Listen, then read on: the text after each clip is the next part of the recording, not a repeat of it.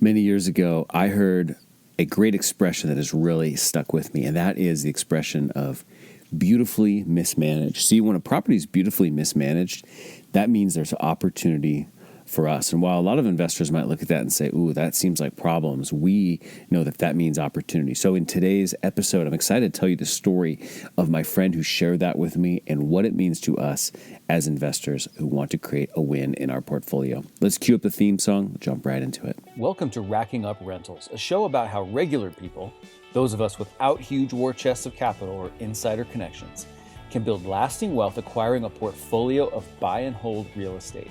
But we don't just go mainstream looking at what's on the market and asking banks for loans, nor are we posting "we buy houses" signs or just looking for, quote, motivated sellers to make lowball offers to. You see, we are people-oriented deal makers. We sit down directly with sellers to work out win-win deals without agents or any other obstacles and buy properties nobody else even knows are for sale. I'm Jeff from the Thoughtful Real Estate Entrepreneur. If you're the kind of real estate investor who wants long-term wealth, not get-rich-quick gimmicks or pictures of yourself holding fat checks on social media, this show is for you. Join me and quietly become the wealthiest person on your block. Now let's go rack up a rental portfolio. Thanks so much for joining me for another episode of Racking Up Rentals. Show notes for this episode can be found at thoughtfulre.com/E138. Please do us a big favor by hitting the subscribe button in your podcast app. It really helps you, of course, to make sure you don't miss any episodes, but it sends a message back to the platforms that people are listening, and that makes them want to share this show with other people like us, other thoughtful real estate entrepreneurs. Thanks for doing that. Onward with today's episode. So many years ago, I was fortunate to spend some time with a friend of mine. I have this friend named Barry, and Barry is just a great guy. I mean, he's the kind of guy you just sort of look up to in lots of ways, as a person, as a father, as a spouse, and everything, but also as a business person, and specifically in this case, as a real estate investor. And as I got to know Barry, I got really curious about what he was doing. And he had developed a real area of specialization in self-storage properties. So he had done several other types of real estate investing and had kind of grown up even in the multifamily world, but he really honed this particular niche of self-storage businesses. And he had several markets across the western United States where he would go, and he would target those specific markets that he felt like he knew and felt like he was comfortable with, and he would buy properties that were storage facilities that were not performing well. And as I got to know Barry, he said, hey, you should come with me sometime. We're going to jump in a plane and we're going to head down to Arizona for a day. This is from Portland down to Arizona for a couple days. We are going to take a look at a bunch of properties, a couple that we already own, but a couple that we are looking at and considering buying as well, these mom and pop storage facilities. And you should come with me. And I said, gosh, that sounds amazing. So of course I jumped at the opportunity and I went with him on that trip. And as we were driving towards one of the facilities that we were going to go visit, he told me, he said, I love when I come across something that is just beautifully mismanaged. And I paused and I said, okay, I think I know what you mean when you say that, Barry, but I don't want to take anything for granted. Tell me more about what you mean by beautifully mismanaged. And he then proceeded to share with me all of these things that he found were so common actually in the mom and pop self-storage facility industry. Some of his examples were like paper records, for instance. He would go in and he would see that their ledger was like, a notebook with graph paper, basically, rather than computers. And he would see that the only marketing that they had done was like in the yellow pages, if you even remember what the yellow pages were. And he would see that their occupancy was really low and their vacancy was really high, and that the facility didn't look like it was kept very well, and that the people working the front desk weren't very professional or polite and friendly. And he would see all of these things and he would say, that property is beautifully mismanaged. So I love that expression because it's such an interesting juxtaposition of words, right? Beautiful and mismanaged. Like the first word is good, the second word is bad, but when you put them together, beautifully mismanaged means so much opportunity when you think like an entrepreneur. Right now, investors, as I've said before on this show, investors tend to gather up their resources and then find something to place those resources into. Whereas entrepreneurs tend to kind of do the opposite. They find opportunity and then they figure out why that opportunity makes sense and what resources they need in order to, execute that opportunity. If you are an entrepreneurial real estate investor or an entrepreneurial real estate entrepreneur, then that means you're always looking for ways that you can add value, make something better than where you found it. You're not just looking to park money somewhere. You're looking for a vehicle that you can transform in some ways. And beautifully mismanaged is just, a beautiful term to describe those things that are so ripe for your transformation, for you to bring your entrepreneurship to. You've also heard me on this show talk before about finding the delta. What's the delta? Delta is, the term for difference. What's the difference or the gap between what you see and what somebody else sees? And especially in this case, this is the seller. What is the difference between what the seller sees when they look at their own property and what you see when you look at their property? The seller looks at them and they might see headaches and problems and people issues and maintenance issues, and everything seems like a lot of work. And they might see something that says 55% occupancy is normal. But you look at it and you just see something totally different. Even though you're looking at the same thing as they are, you're seeing something different. You're seeing what could be 90% occupancy. You're seeing what could be better marketing, what could be friendlier people, what could be higher rates on, rental rates, in this case, storage rental rates.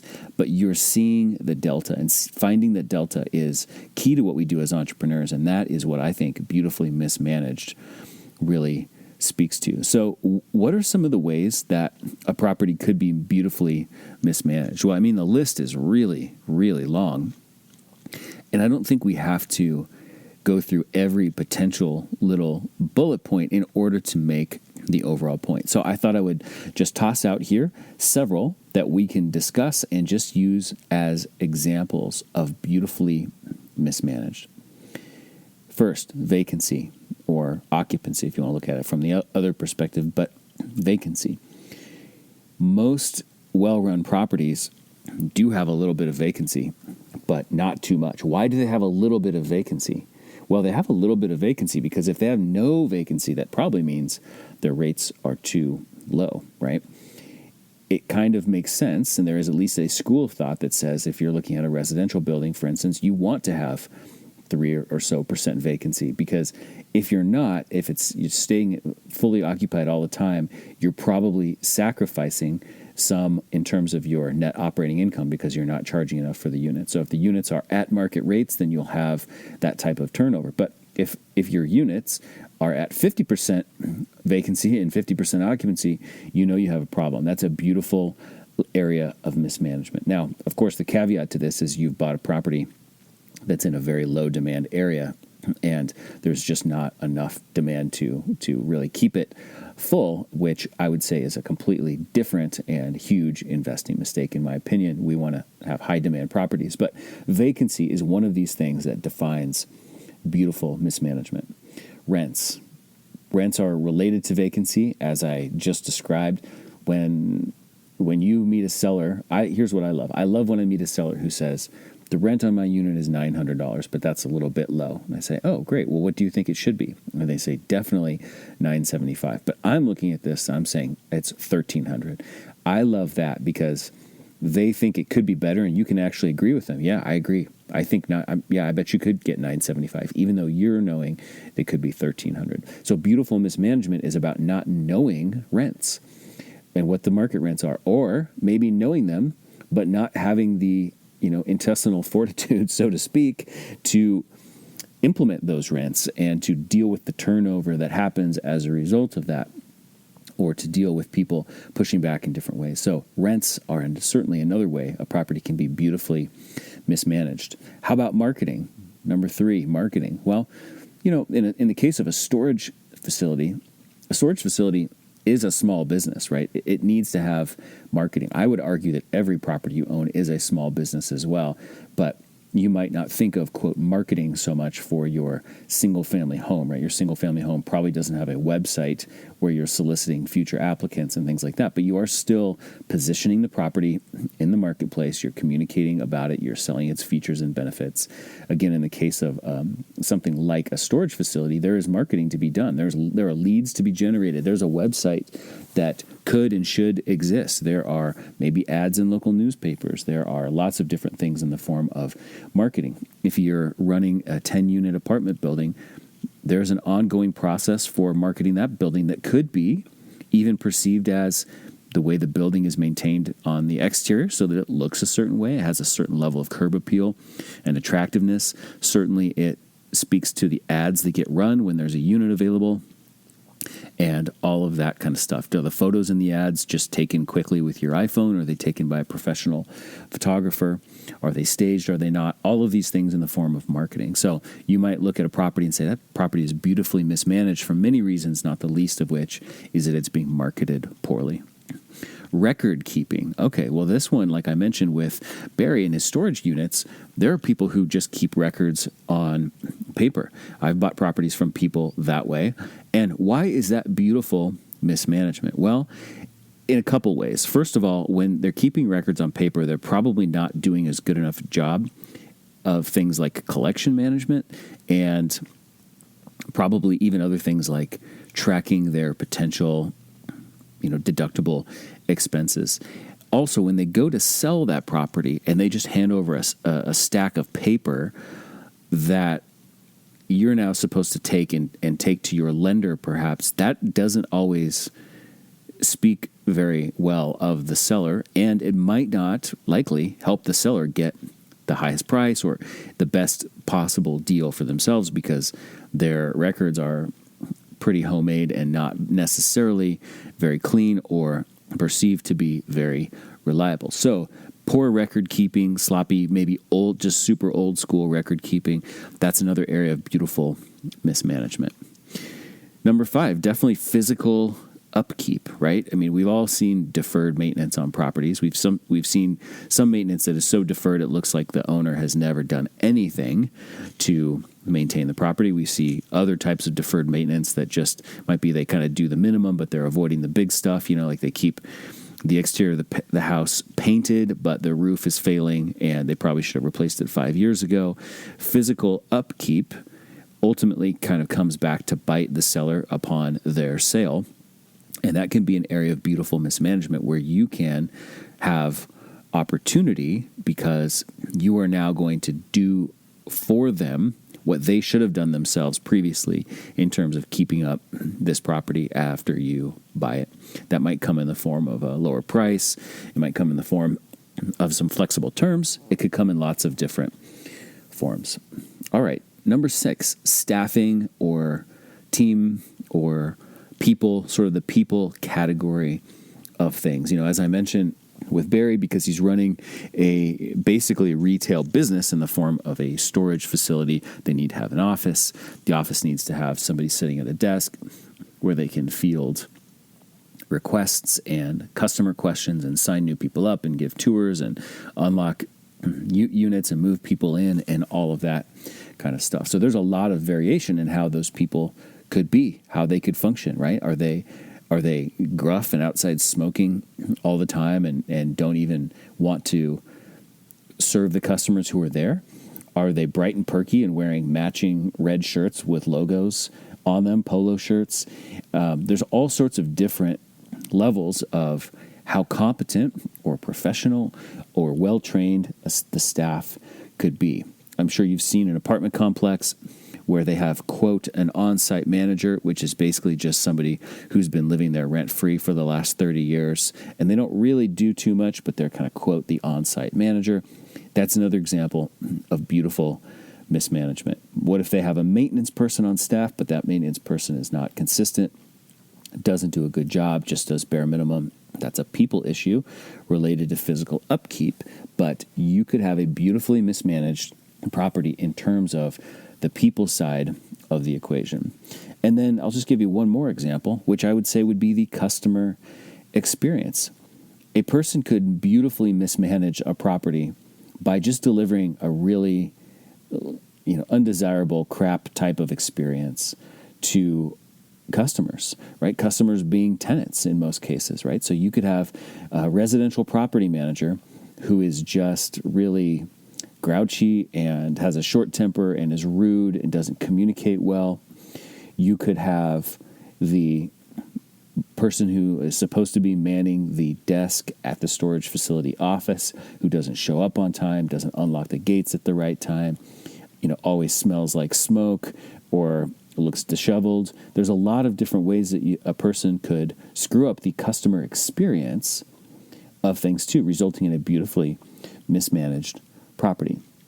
But one point I want to make is that with all of these things, right, we talk about vacancy and rents and marketing and record keeping and physical upkeep and the people side of the equation and the customer experience, for you to recognize a beautifully mismanaged property naturally implies, of course, that you have to know what a well-managed property looks like. And when you have that in your mind, when you know what vacancy could or should be on this property, when you know what rents could or should be on this property, when you know what appropriate marketing looks like for this type of property, when you know what good record keeping looks like on a property, when you know what good maintenance looks like and what good people are and the experience that those people deliver, when you know what good or great looks like, that's how you can find the delta. But if you don't know what great looks like in those ways, then it's hard for you to identify this delta, identify the beautiful mismanagement, right? If you think rents should be $1,000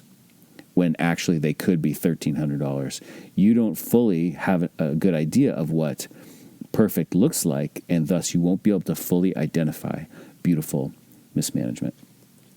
So in summary, beautiful mismanagement happens when the current owner is not treating something like the business that it really is. And they're not treating it like something that they actually seem to care a lot about. But you are. You're going to come along. You're going to care as much as it deserves. You are going to treat it like the business that it is. And as a thoughtful real estate entrepreneur, you know you can do better. You know you can probably do way better, in fact, in most cases.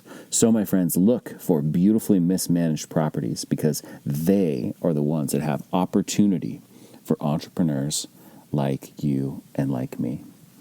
And that is it for today's episode of Racking Up Rentals. So again, show notes for this episode can be found at thoughtfulre.com/E138. Please do us a big favor by hitting the subscribe button or the follow button in your podcast app and rate and review the show. I see every one of those myself, and I'm so grateful every time I do. That also helps get more people to watch or listen to the show. Did you know that we have a Facebook group for thoughtful real estate entrepreneurs too? We do. It's called Rental Portfolio Wealth Builders, and we would love to have you join us there. Just go to group.thoughtfulre.com, and the magic of the internet will redirect you right to that page within Facebook. If you liked this episode, then please take a screenshot of it on your phone. Post that screenshot to Instagram if you do Instagram and tag us. We are at Thoughtful Real Estate on Instagram. So I'll see you in the next episode. Until then, this is Jeff from the Thoughtful Real Estate Entrepreneur signing off. Thanks for listening to Racking Up Rentals, where we build long-term wealth by being win-win deal makers. Remember, solve the person to unlock the deal and solve the financing to unlock the profits.